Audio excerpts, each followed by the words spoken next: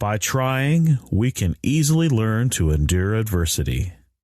Another man's, Mark Twain. This is the Long Journey Podcast with Jason Jamar, detailing my travels across America as I share thrilling stories from my 16-month backpacking trek from California to Maine and my 8-month kayak voyage from Maine to Texas. Thank you everyone for listening to my adventures across the Southwest. Just one more episode this season remains. I will release a Christmas episode on Christmas Eve detailing the Christmas home that year.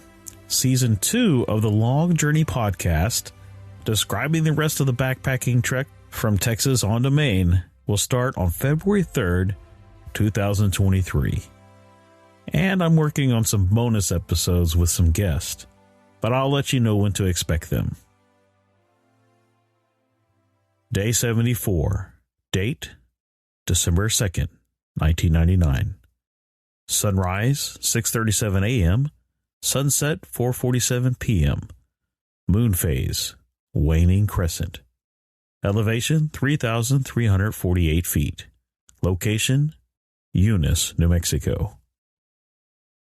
Eunice has a population of about 3,000. This fluctuates with the oil market.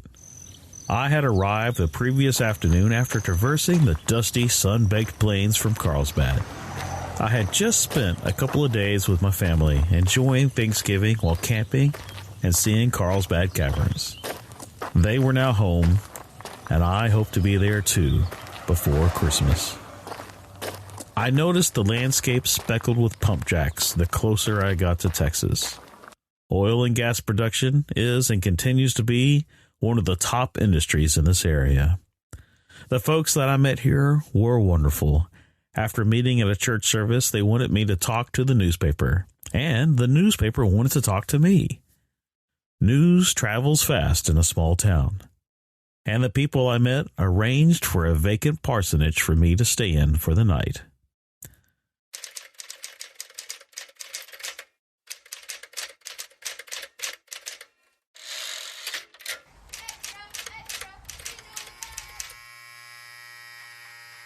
The cool thing about Eunice, the local barber, Lynn White, and the newspaper man are one and the same. Lynn had been in Eunice since the early 1980s. He had me come into the barbershop for an interview. If you think about it, where else do you hear most of what's happening in a small town other than a barbershop? The Cardinal Barbershop was found on the ground floor of a time-worn 2-story brick building built in 1934. With swamp coolers on stilts outside to keep it cool inside. After he closed the barbershop for the day, I sat in one of the old-timey barber's chairs and proceeded to tell my story, as Lynn took careful notes. Lynn is, as the saying goes, just good people. I really love small towns. The end of the state blues was a term that I had coined when I reached Springerville, Arizona. I noticed the same mood and motivation dip during the desert crossing from Desert Center to Blythe, California, but instantly rejuvenated by a crossing a state line, which told me that this was just a mental barrier because physically nothing had changed. It also really drove home the importance of setting goals and milestones. Setting them, achieving them, celebrating them, but then moving on to the next. This morning, only 5 miles separated me from Texas, and 350 miles until I would be home for the holidays. I was not discouraged. No end of the state blues here. Besides, New Mexico had been a land of extremes. At every twist and turn in the trail, I came across areas that hadn't changed much in the last century, to places that embody today's leading achievements in science and shape the world in which we live. I had met and stayed with people who homesteaded without electricity, within miles of equipment used to observe the solar system and beyond, had narrowly avoided riots and been welcomed into homes and families, had walked alongside a cattle drive, camped under the stars, and relived old West desperado tales. I studied New Mexico's place in history, from ancient native peoples and Spanish conquistadors up to modern times with the birth of the space age and the atomic age. New Mexico is the Old West meets the 21st century. I crossed the border into Texas. I was happy. But I will tell you, the scenery here and in eastern New Mexico is a bit drab. Just mesquite, cat's claw, and shin oaks, and an assortment of shrubby desert plants as far as the eye can see. None of these plants getting over 3 to 5 feet tall. The nights were now frigid, usually just below or near freezing. But you had to shed all of your warm clothing within a couple hours of the sun coming up. Crossing this border also meant changing from Mountain Standard Time to Central Standard Time. Despite having already traversed 2 time zones, this was the first time on the whole trek I had to adjust my watch to account for time zone changes. This is because Arizona doesn't play the daylight savings game. I had crossed the Colorado River into Arizona 2 weeks before daylight savings hit that year. Half the year when California springs forward an hour and is on the same time as Arizona, which is Mountain Standard Time.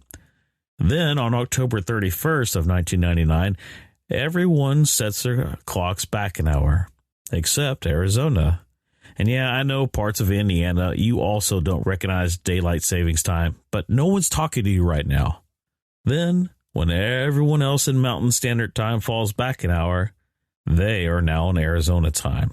So there was no need to change my watch, even as I continued east. I know it's a trivial thing, but it felt good not to have to reset my watch for almost half the country. It's like I was getting one over on the system. A rebel without a cause. But really, it was more like, resetting the clock in your car. You just don't mess with it because you know it's going to be right again in 6 months. Except now I don't have to mentally adjust for the hour every time I look at it. Another thing I noticed as I crossed the border into Texas, there were a lot of fences, and my places to camp narrowed down considerably. Texas is 97% private property versus all the public land that's available in California, Arizona, and New Mexico. I would now have to limit my camping to inconspicuous locations along public roadways and campgrounds. Having little other scenery than an occasional pump jack and telephone poles, I began to take inventory of fence posts. Do you know the average number of fence posts in a West Texas mile? Care to take any guesses? Take a second, stop what you're doing, and post your answer on my Facebook page, The Long Journey Podcast. Or you can go to Instagram at JasonJourneyLong, or sign up for my newsletter at JourneyLong.com and pop me an email answer to this question. What's the average number of fence posts in a West Texas mile? Later that day, off in the distance, just after lunch, the skies had darkened to the northwest, with brown tendrils stretching up from the horizon, slowly growing and strangling the bright blue skies. But these weren't rain clouds. It was a West Texas dust storm. These are manageable if you have shelter, but a whole lot less agreeable if you don't. I hiked the rest of the day with more urgency, wondering where I would bed down that night, and how much time I had until it was upon me. West Texas, big skies, early December. Pump jacks, workhorses of the plains. Sunrise, sunset, beauty restored. Miles of scrub brush, arid terrains. Hiking via West Texas, trekking through the nation. The morn had begun like many of late, so frosty, shivering and cold. Sunrise t-shirts and shorts by 10 a.m., boundless long, and sweaty miles strolled. Hiking via West Texas, trekking through the nation. Time and pacing marked by telephone poles, length measured by fence posts counted. Noontime lunch break and clear blue sky surround. Distant vistas, darkness mounted. Hiking via West Texas. Trekking through the nation. Dark tendrils of terror choke out the sky. Miles from anywhere, pace quickens. Dark clouds menace, but no rain found in them. A West Texas dust storm thickens. Hiking via West Texas, trekking through the nation. Seeking shelter before the dust storm hits. Caught in the open, dust wall plumes. Now with the face of a desperado, winds howl, and sand blast, and blackness looms. Hiking via West Texas, trekking through the nation. A West Texas dust storm in full fury. Cement culvert inside I dove. Secure in my hole, the tempest rages on. Into the night while my dreams wove. Hiking via West Texas, trekking through the nation.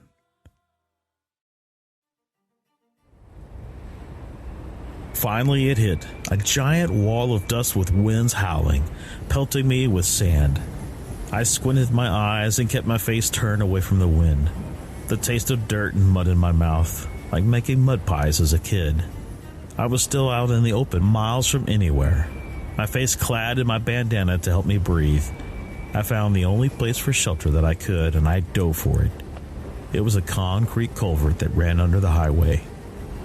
When the storm hit, it was still a couple of hours before sunset. I was relieved that I had found this narrow cement culvert under the road. Just big enough to fit with my gear, and yet still see through to the other side to make sure I wasn't climbing in with a rattlesnake, but small enough that it provided good cover from the dust and blowing sand.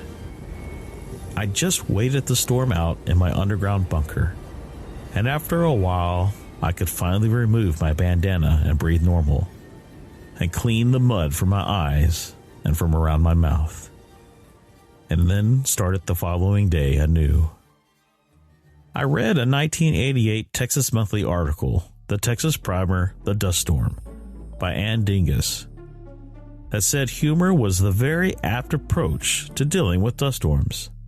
She quoted folklorist J. Frank Dobie's funny quip in which he told of a Texas ranger who, in the aftermath of a sandstorm, spied a cowboy hat on the ground.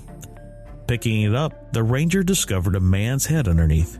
Frantically, he dug out the buried cowpoke, who coughed, spat, and croaked out, "Get a shovel! There's a good horse under me!"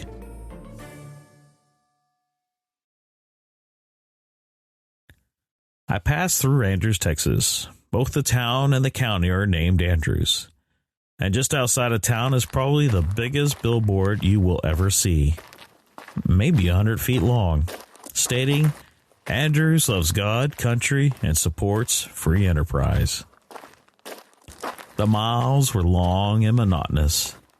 An elderly law enforcement officer stopped me one day somewhere on Highway 176 between Andrews and Big Spring. He was curious about what I was doing and wanted to see my ID. He was very polite, West Texas friendly, but also forthright. I could tell he wasn't quite sure what to make of me. This isn't a place to get a lot of recreational thru hikers. I showed him both my Texas driver's license and my Marine Reservist ID. He asked me to spell my name while holding my ID, squinting at the print, because he said it was hard for him to read. But in reality, I think this was just a check to make sure I was who I said I was. I passed the test. He wished me well, and I likewise, and I was on my way again. I camped near the Concho River in Big Spring, making sure to hike to a pizza place that night I was in town. Concho is the Spanish word for shell, and the early Spanish explorers found abundant freshwater mussels in the river, hence the name. The Tampico pearly mussels is the variety found here. They make pearls, but don't get too excited about treasure hunting. That didn't work out for the Spanish then, and now there are regulations with the Texas Parks and Wildlife about freshwater mussel harvesting and certain protections in place. While enjoying my pizza, I caught up on the world events and leftover newspapers.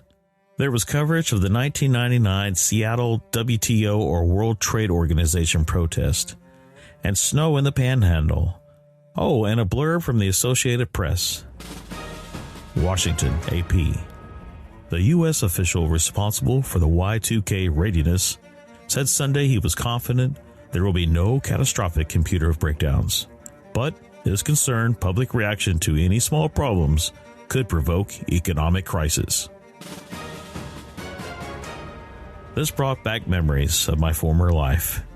We had spent months going computer by computer, ensuring their Y2K compatibility during my last year in the service, and the question still remained how the events of January 1st, 2000 would transpire in light of the Y2K problem. It was believed that an early adopted standard to save memory of only using the last 2 digits of the year in writing programs embedded within microchips to large mainframe computers and their software could be affected when the date changed from 99 to 00. It was feared that the machines would not know if it was 1900 or 2000 and might crash. Then I tried to make best time to San Angelo. I was caught in another dust storm before making it to town. In this one, I had to dive underground again. Day 83. Date, December 11th, 1999. Sunrise, 7:31 a.m. Sunset, 5:39 p.m. Moon phase, waxing crescent. Elevation, 1,884 feet.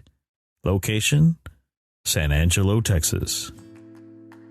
The crown jewel of West Texas towns, San Angelo, was the biggest city I had traversed since leaving San Diego. In 1999, just over 88,000 souls were living here. It was one of my favorite places to visit when I was younger. Now, I was welcomed to town with open arms.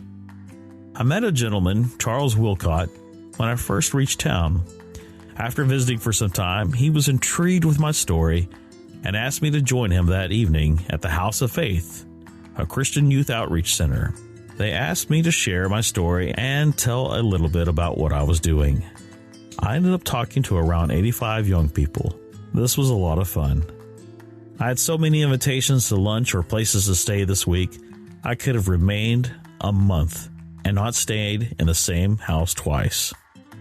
I met loads of students from Angelo State University and even enjoyed a day of jumping dirt ramps on a BMX bike course that one of the local college students had built. A local youth pastor, Kevin Kirkland, invited me to speak at their Wednesday night program, Prime Time. Then, to my surprise, I met Kevin's wife, Kim, whom I knew from high school back in Marble Falls. She had been a couple of grades ahead of me. Indeed, a small world. But Christmas was coming, and I needed to make some miles. So I had my pack on and once more hit the road. My route took me along Highway 87 through Wall, Vancourt, Eden, and Melvin before arriving in Brady. I had vague childhood memories of Brady, traveling here for family reunions. My grandmother, Mary Jamar, was born here in 1935. Just after Brady, 80 miles from home, my backpack broke.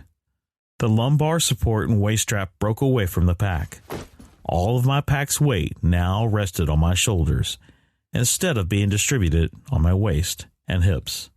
Backpack should transfer approximately 80% of its weight to your hips so that your lower body does the work. The tiny sewing kit I carried would do little in the way of repairs. I would need to take it to an upholstery shop or something similar. I was 40 miles from the next town of any size that might have what I needed, or turn around and trudge back at least 10 miles. Forget that. No turning back. I pushed on. The shoulder straps really cut into my shoulders now, making the desire to get home even more urgent, and the days that much longer. This wasn't the first defect with this pack, but this was the last. I pushed it beyond its capacity, and though it was designed for high volume and long distance backpacking, It needed to be more suited for the rigor of travel I had put it through. I would be upgrading once I got home. On my Christmas special of the Long Journey podcast, I arrive in time for Christmas with my family and meet my four-legged companion who will make the rest of the journey with me. You can find more details about the Long Journey podcast at journeylong.com. And be sure to subscribe, rate, and review the podcast on your platform of choice. Thank you, and may you journey long.